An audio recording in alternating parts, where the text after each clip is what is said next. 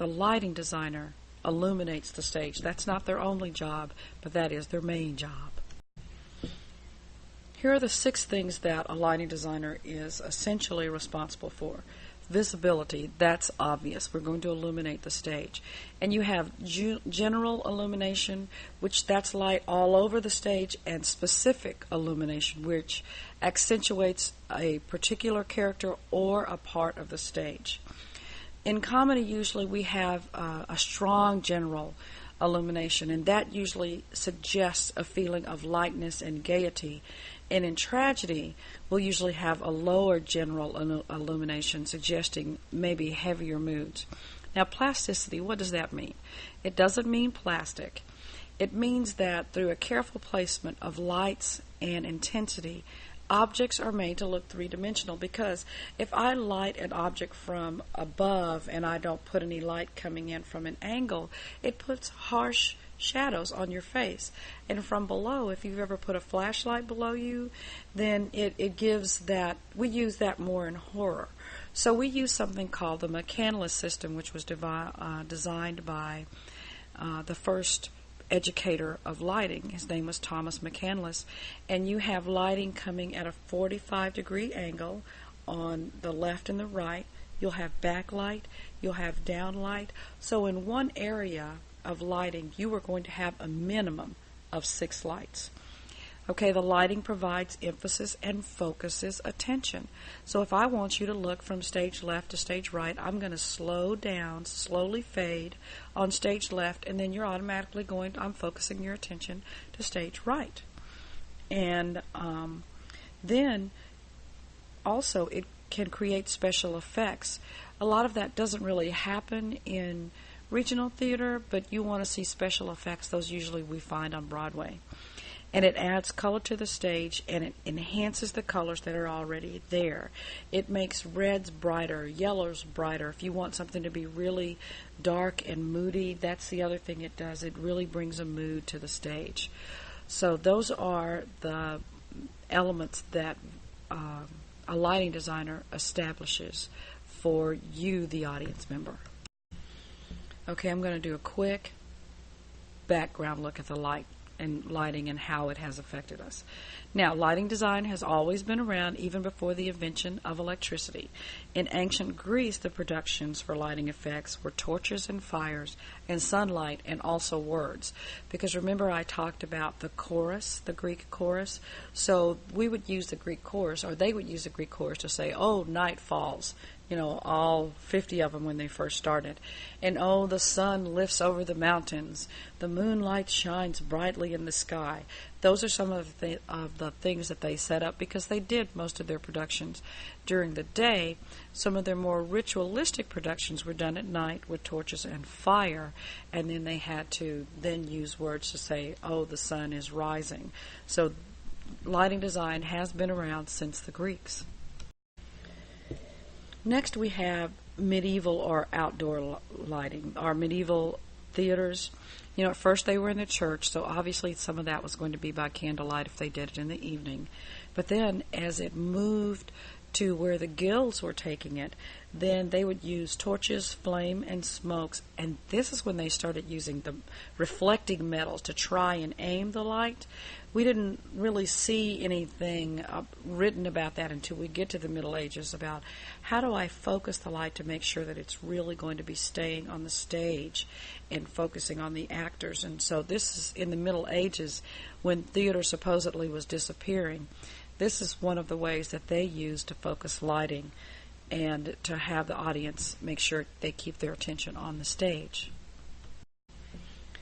During the Renaissance period in Italy, because Italy centered around art and music and theater and dance even, illumination was created with wax candles in chandeliers and wall sconces. And a sconce is just something attached to the wall, and then they have the candle in it with a lighted globe over it. And they put the colored glass in front of it, and that would create your colored lighting. Now, we had it happen in both academic theater, which is Teatro Olimpico, and in court theaters, which is Teatro Farnese. And even during the English Restoration, we see the chandeliers come over the stage and the house and the front edge of the stage, or footlights, and then they would put ladders in the wings and put candles in the wings, putting some kind of reflectors behind the candles so that hopefully they were focusing that light more toward the stage. The world's first gas stage lighting system was installed at the Chestnut Street Theater in Philadelphia. In 1817, Drury Lane and Covent Garden in England received the gas lighting system. And what allowed this was gas tables. We could now control the lighting. What they would do is they would put a pipe, and they would have little, from the long pipe that's set in the front of the stage, they would put little pipes that would stick up from that and put the glass globes over it, and they could turn the light up and down. This is the first time we have control over our general illumination. Now, the problems that came with that was heat, fumes, and theater fires, but those were there with the candles, because I would rather have the gas table lighting, because all I could imagine as an actor is that I'm standing and I'm trying to act, but I'm also trying to avoid dripping candles that are coming from the chandeliers, and the heat had to be unbearable. And so with this new flexibility of lighting, now we still had the border lights at the footlights, then we had the ones on the ladders, and then we had the one above them, and it was that control of, we could then turn up part of the lights maybe on some of the stages depending on how we had the gas table, and it gave us so much more control of controlling where the audience would look and how we illuminated the principal actor and the ensemble. Then the glorious electricity came. Thomas Edison in 1879 perfects the first practical incandescent electric lamp. London's Savoy Theatre was the first theater to install the first electric lighting system. And in America, in 1882, it was Boston's Bijou Theater, and for the first time we have transformed the lighting design possibilities that we never had before. Not only could we have that general illumination, but we really could become so specific in how we lit the stage. We could go further out. We could use a longer throw of light where we could light just the front or just the back or the sides. It gave us so much more flexibility.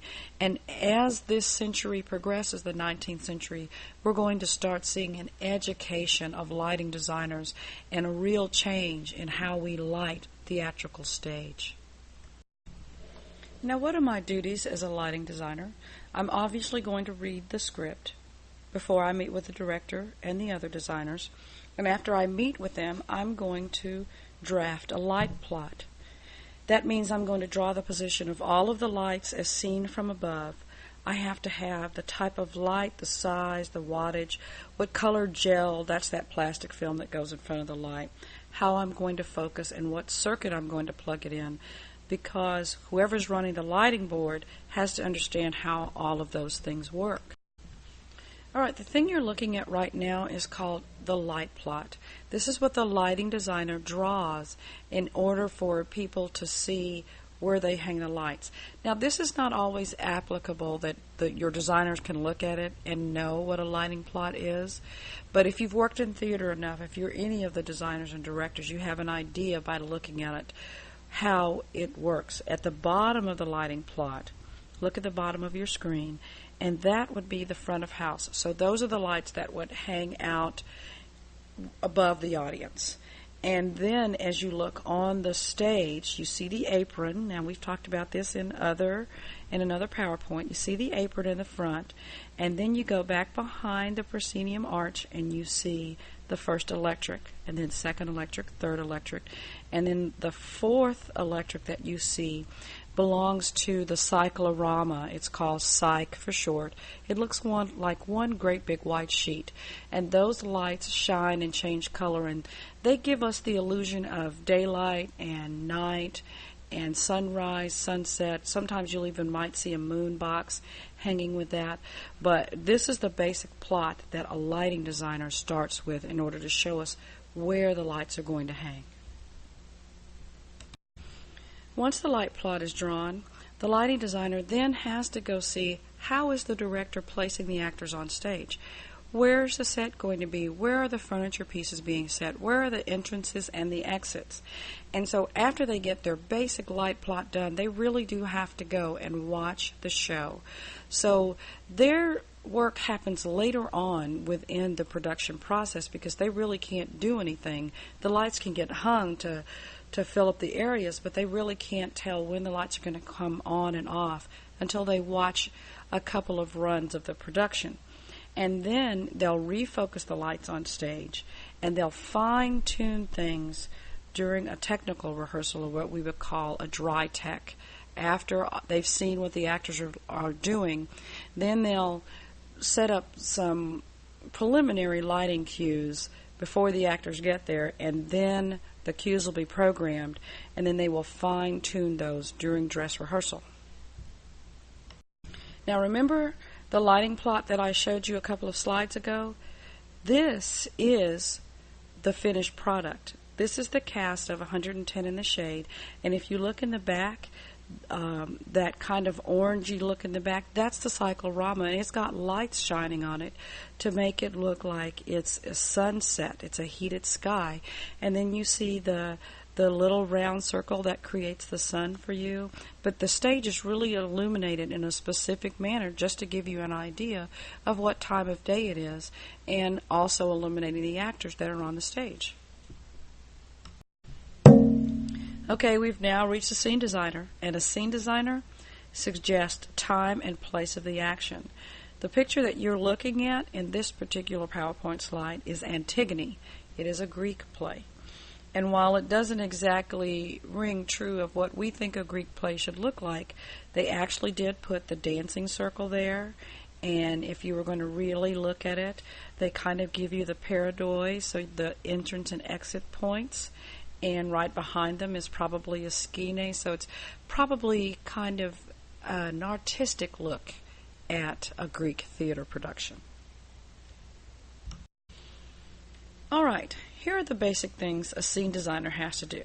They have to conceal the backstage area, because how distracting would it be if they didn't put up any kind of false walls and you had the opportunity to see the technical people move the sets and get ready for the next one and costume changes. You could never focus on the production, so that's really a big deal for them. They provide levels and openings, so what are the actors going to enter and exit out of?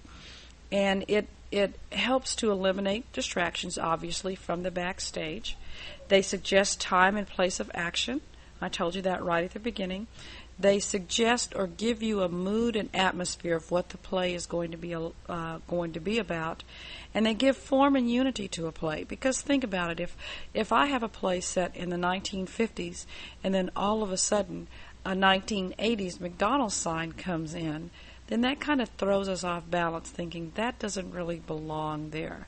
So that's the reason why the scene designer does what they do in order to help us focus on the production at hand.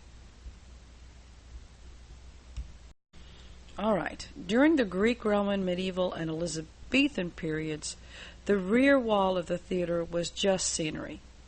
Occasionally during the medieval morality plays, scenic elements that you should have read about, like Hell's Mouth, were introduced, and Heaven. And generally the scene's location was not that important, or they stated it in their character lines. As we reach the Elizabethan era and the Renaissance, particularly the Italian Renaissance, scenery that we know today, that one-point perspective, is a product of the Italian Renaissance. To the large extent, it's based on the discovery of the rules of perspective. And we'll talk about this in art a lot, But if you think about it as a child, I don't know if any of you used to do this, but we used to draw a road and it might curve and go around, and then the road would sort of disappear the farther up we went to the page until it got to just one point. Well, that's actually your discovery of what one-point perspective is.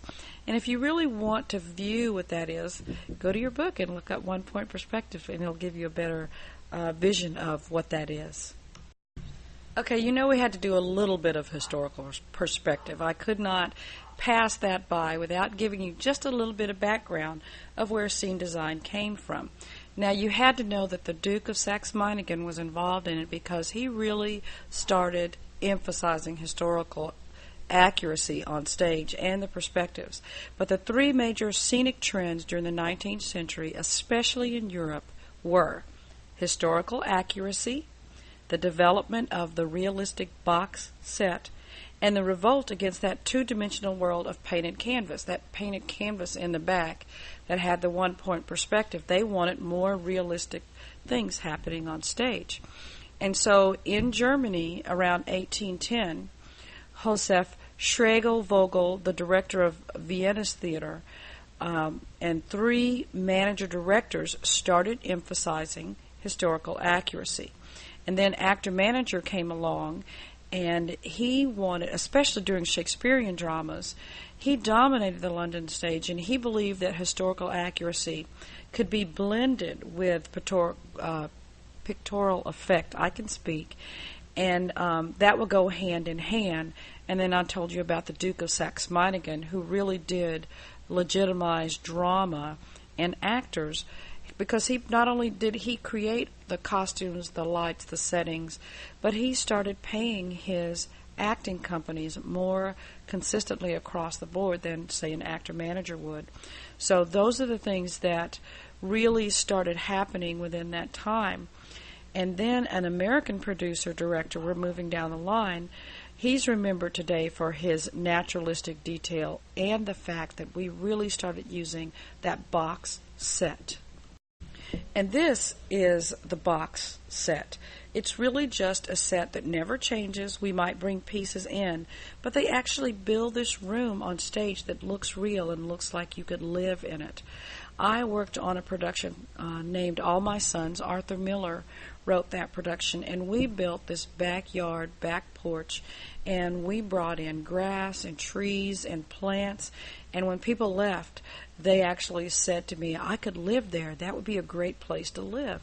But it is to give that realistic feel of the existence of an actual place.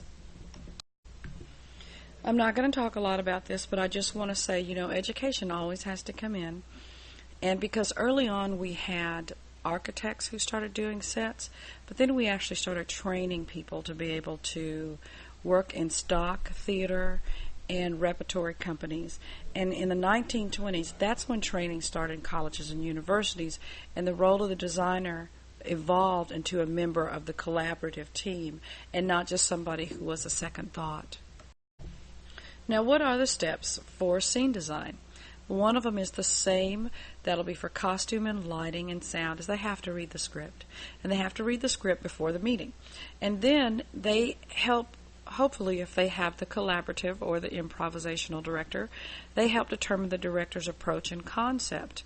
Because sometimes if we go back to the director who wants strict adherence to things, then that director might call them and say, this is what I want. You need to come in with your quarter-inch model so that I can see what it's going to look like. But otherwise, the other thing they have to do is they have to look at the historical period, research the background, and in addition, scene designers put the big pieces of furniture on the set and sometimes do the scene decor of the set to make it really look as real as they can. Now, they have to start with a real room location, and then they reshape it to fit on the stage. So they have to have some realistic view in their mind or pictures of where they want it. And they have to start with the play's most important events. But, they also have to see how many scene changes are going to happen. In the production My Fair Lady, just in Act 1 alone, there were 15 scene changes. So how is a scene designer going to handle all of those scene changes that are going to happen within the production. So they have to think through that. They also have to start with the mood of the play. So are my colors going to be light and gay and airy for a comedy, or is this going to be a dark play, Antigone or Oedipus Rex or All My Sons or Death of a Salesman? So I have to think about those. And what's the metaphor that's going to run through my scene design, and how will I organize the space? That is, where are my openings? Where are my levels? Am I going to have different levels? Is everything going to be flat? What am I going to emphasize within each scene, and then what's going to be my total overall metaphor and look of the production? Now, if you look at this picture, this was Cat on a Hot Tin Roof. And I wanted to put this picture in here. Look at the ramps that go out into the chairs of the audience. They're actually coming out really close to the audience, and look at how the scene designer has chosen different levels. There's a balcony, there's doors to come out of, there's also another place you look over there towards your right for another scene. So lots of things in lots of places can happen on this stage. Before we get to this point, they have to create sketches and models. They have to draw the ground plan that show the shape of the stage. And what a stage manager does, once they get the ground plan, they go and tape the stage out. So while it won't have the platforms, it'll have the big shapes of where people are going to be standing, where those playing areas are. And it'll show the entrances, the exits, the windows, the walls, and the major properties. So as an actor, I'm not walking through walls when I come into my scene on stage. And as a director, I need to know where those are also. The designer works closely with the technical director and the shop foreman, and I'm only going to talk a little bit about them, but I just want you to be able to know that while they're designing, there's still a whole nother team back there that builds the set and makes sure that it gets mounted and that it doesn't fall down. This is a ground plan. If you look at the yellow part, he included the audience. That's where the audience is sitting. And then we have the center circle, and we see the curves and platforms and walls. And then when we look at the real set, you're going to see that most of these were painted to resemble various types of marble. Now, isn't it amazing that you can see that ground plan and see over to your left the panels in the wall that look like marble, and look at the floor. It has its marble patterns in it, and you can go back and look and just see the floor plan of the design with the little fountain in between, the arched entryway that people are going to be coming in and out of. But this is all set up and had to be put as a ground plan so that the stage manager and the director could know exactly what they were working with. Okay, the technical director I mentioned before, they manage the scene shop, and the scene shop is where the sets are built. So once they do the ground plan, then the scene designer has to hand him the build list of what kind of wood and lumber and muslin and paint am I going to need because of the colors that you might be using. The technical director, or the TD, oversees construction and the operation of the scenery and all the stage machinery that might be involved. And Peter Pan has to fly, and it was first performed on stage, and so all of that had to be taken care of through the technical director. And also they oversee the moving of the scenery into theater. That is the put in, the setup, and the anchoring of the actual set pieces that are going to be on the stage.